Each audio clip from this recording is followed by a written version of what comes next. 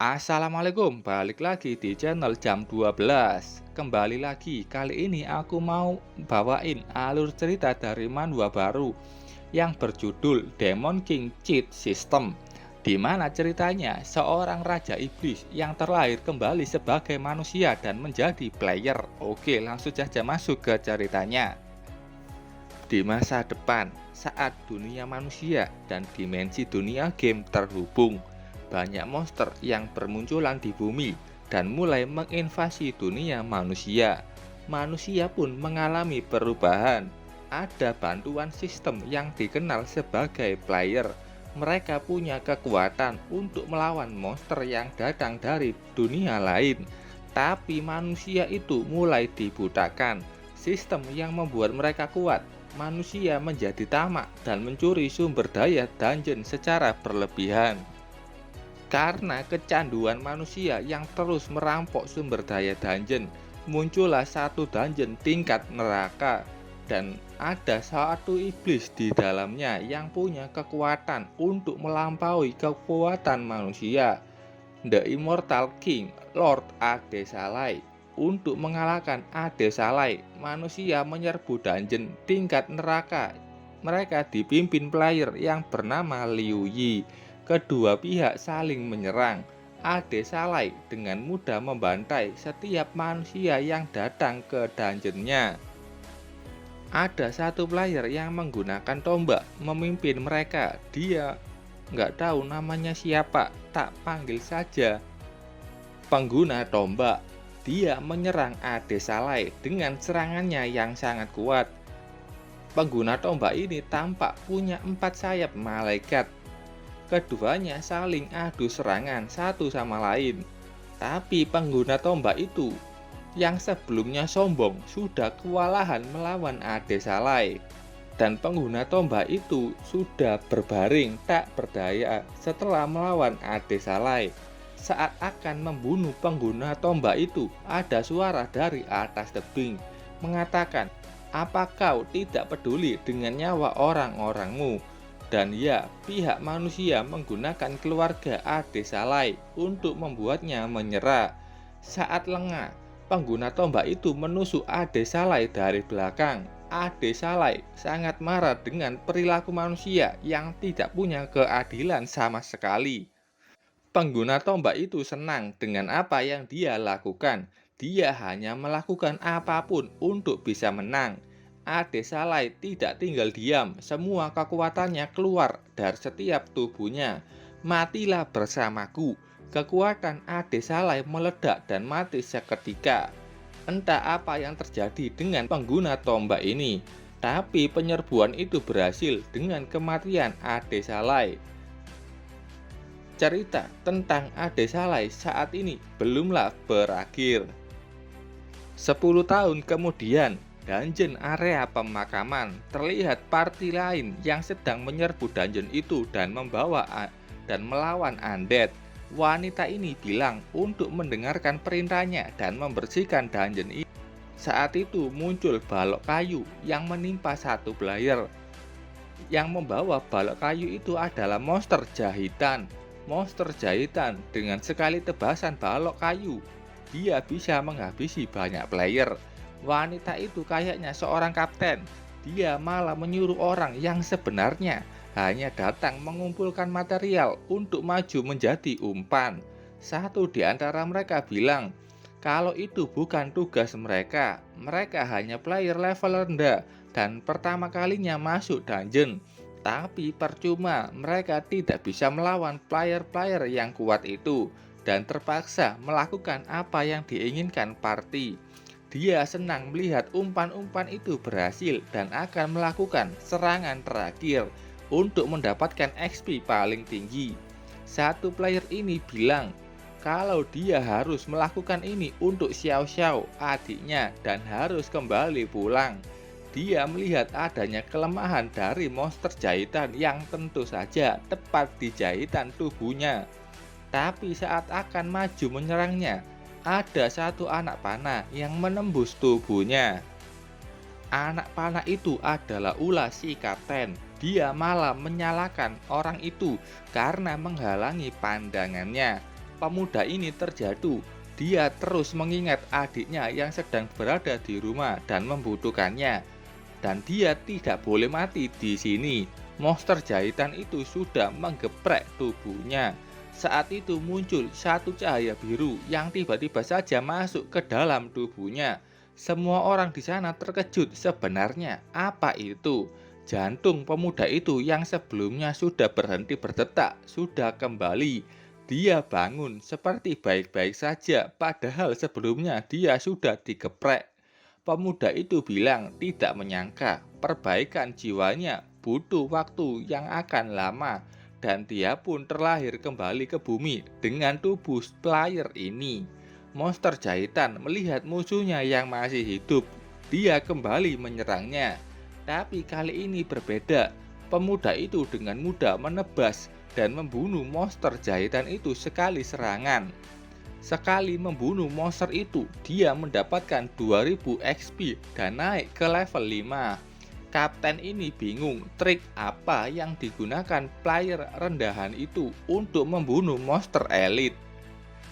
Pemuda itu masih bingung dengan sistem ini dan berkesimpulan semakin tinggi level semakin kuat dirinya. Sistem juga mengidentifikasi identitas bos dan membuka hak khusus. Pemuda itu bilang dia sudah menunggu waktu ini 10 tahun dan akhirnya tiba. Tunggulah kedatanganku. Sepertinya The Immortal Demon King Ade Salai sudah kembali. Setelah itu penyerbuan terus berlanjut. Lawan mereka undead yang bisa memakai sihir. BTW nama tokoh utamanya Zhou-King. Zhou-King maju memanfaatkan waktunya untuk membunuh tengkorak sihir itu dan mendapatkan 5 poin Conqueror atau poin penaklukan. Setelah membuka boss panel ini, dia tidak bisa naik level dari membunuh monster dan levelnya mentok di level 5. Tapi dia mendapatkan poin penaklukan yang bisa digunakan untuk membuka skill dan hak baru. Saat ini poinnya tidak cukup. Skill yang terbuka masih mata penakluk yang bisa melihat level atau profesi orang lain. Untuk mendapat poin penaklukan, dia harus membunuh monster. Sebenarnya dia ingin menghabisi semua player yang ada di sini, tapi dia belum cukup kuat. Level kapten ini 20, namanya Andelia. Zhou-King dengan ramah memberi ramuan sihir ke Andelia. Dia hanya bersikap ramah saat ini. Andelia bingung kenapa panahnya tidak membunuh orang ini. Ada satu player lain yang melihat ada api biru yang muncul. Melihat itu Zhou-King langsung tahu siapa yang menjadi bos di dungeon ini. Dari api besar itu muncul Bone Demon Dragon level 20. Andelia menyuruh semua player untuk mempertahankan posisi. Sementara Zhou-King malah lari. Dia memilih lari karena bertarung untuk apa? Kalau mau bunuh diri, lakukan saja sendiri. Aku keluar. Bone Demon Dragon menyemburkan api besar. Kelompok Andelia bisa menahan itu dan mulai menyerangnya. Zhou-King dari jauh bilang kalau sudah hampir waktunya dia tampil. Inti Bone Dragon sudah meledak. Para player senang dengan itu dan mulai menyerangnya sekali lagi. Tapi saat itu ada api ungu yang membakar player warrior. Player jarak jauh mulai menyerangnya lagi. Tapi tetap saja serangan itu tidak mengenainya, seperti ada yang menghalanginya. Inilah waktunya. Zhou-King mulai muncul dan menerjang maju. Melihat itu Andelia bilang kalau orang itu hanya bunuh diri saja. Kenyataannya, Zhou-King dengan tenang menangkis satu serangan dari Bone Dragon. Jadi ada 2 tahap dari Bone Demon Dragon saat menyerang. Pertama, dia akan menyemburkan api yang berupa buff yang akan terus naik saat proses bertarung. Tahap kedua dimulai saat intinya mengeluarkan api jenis lain yang akan langsung meledakkan buff sebelumnya. Saat tahap pertama, jauhi buff apinya dan tunggu tahap kedua baru bisa membunuhnya. Zhao King melompat dan menusuk inti Bone Demon Dragon. Katanya dia pernah membunuh monster ini saat masih muda dan dia mendapatkan 100 poin penaklukan. Akhirnya ada skill baru terbuka, membuka hak baru pengikat dungeon. Dia menekan iya, setelah itu muncul layar yang banyak item di dalamnya. Dia sangat senang setelah mengikat dungeon itu. Saat itu ada dua bola api yang langsung menyerangnya dan meledak. Itu adalah ulah kelompok Andelia. Dia bilang bos sudah kalah, saatnya membuka dungeon tersembunyi. Player yang mengikutinya langsung membunuh setiap player yang lain.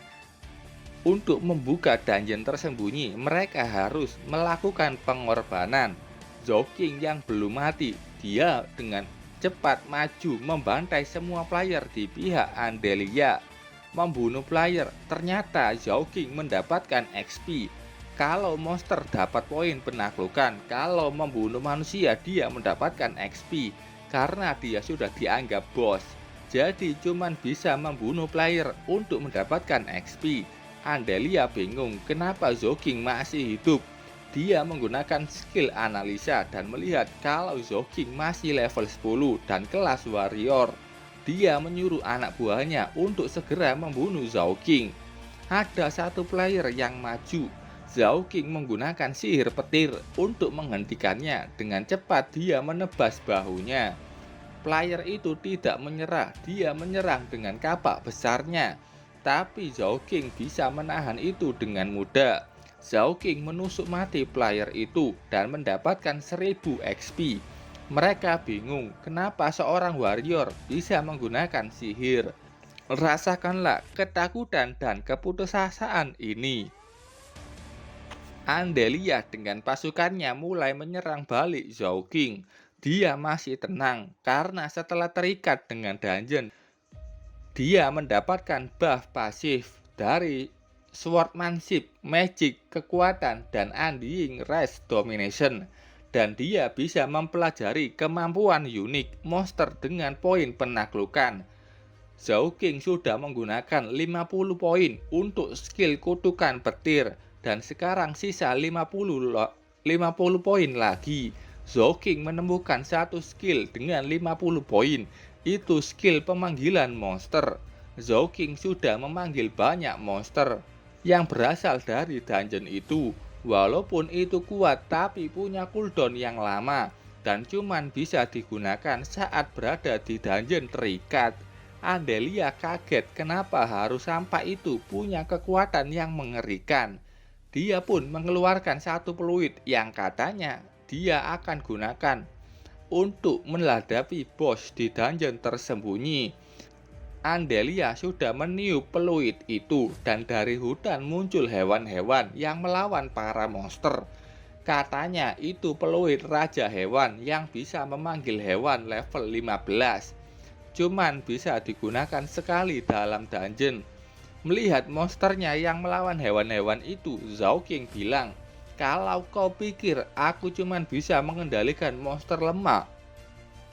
Dari atas terlihat bayangan besar dan ada semburan api biru yang membakar habis hewan-hewan yang dipanggil Andelia. Kau meremehkanku. Dari belakang muncul Bone Demon Dragon. Andelia terkejut bukan main. Ternyata Zhao King bisa mengendalikan bos. Dia mulai mengoceh tentang Zhao King yang akan mati jika membunuhnya sekarang. Katanya dia datang ke sini dengan perintah ketua klan Bloodcrest, Lord Stockholm, yang Lord level 40. Menghancurkan Zhao King sama seperti membunuh semut baginya. Zhao King bilang tidak peduli dengan statusnya. Kalau menghalanginya tinggal bunuh saja. Ada kata-kata terakhir. Sekali lagi, Andelia mengatakan kalau Lord Stockton ini sepupu dari orang yang berpartisipasi dalam membunuh Ade Salai. Kau hebat memuji seseorang. Selamat tinggal. Zhao King menyuruh Bone Demon Dragon membunuhnya. Dan sekali semburan api langsung membunuh Andelia. Zhao King mendapatkan 5000 XP dan naik level ke 10. Sistem juga menyembuhkan lukanya dengan cepat. Saat itu ada satu getaran yang hebat. Ada peringatan pengorbanan pemain telah mencapai persyaratan dungeon tersembunyi akan terbuka. Muncul gerbang besar yang akan membawanya menuju ke dungeon tersembunyi. Menurut perkataan Adelia, ada satu item langka di dalamnya. Di sistem ada peringatan kalau dungeon itu sangatlah berbahaya.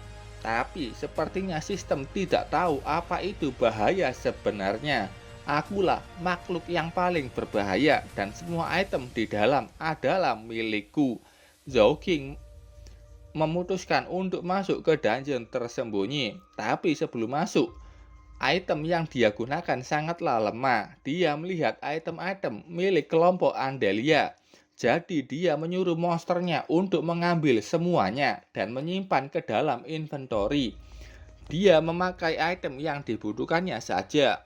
BTW, item yang dia pakai tidak bisa dilihat orang lain, jadi tidak perlu takut dicurigai membunuh mereka. Zhao King sudah masuk ke dalam.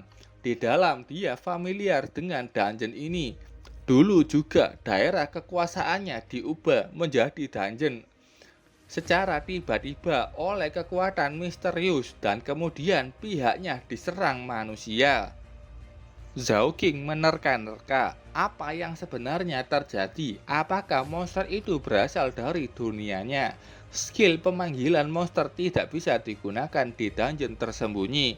Dia masuk sampai melihat ada satu gerbang besar yang dijaga dua patung besar dengan level 40. Tapi saat itu anehnya, dua penjaga itu menunduk dan membukakan pintunya. Zhao King kembali bingung apakah ada jebakan di dalamnya. Tidak ada takutnya. Zhao King langsung masuk ke dalam. Dari atas muncul monster-monster dari ras abadi. Melihat itu membuatnya senang karena dia spesialis dalam membunuh ras abadi.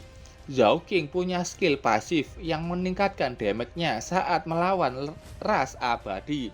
Dengan cepat dan tak terlihat, dia langsung menebas semua musuhnya. Zhao King menghindari satu laser dari beberapa monster dan menggunakan skill kutukan petir. Zhao King mendapatkan poin penaklukan saat mengalahkan monster-monster itu.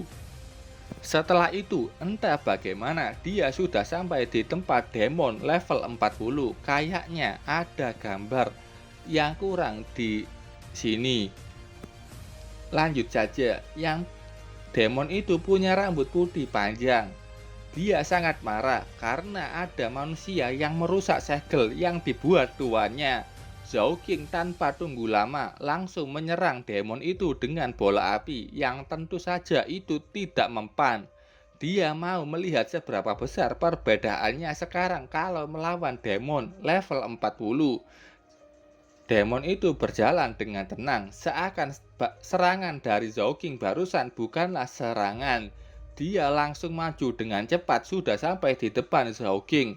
Menggunakan kekuatannya, tangan kanannya berubah dan langsung mendaratkan pukulan keras ke tubuh Zhao King dan membuatnya terlempar jauh.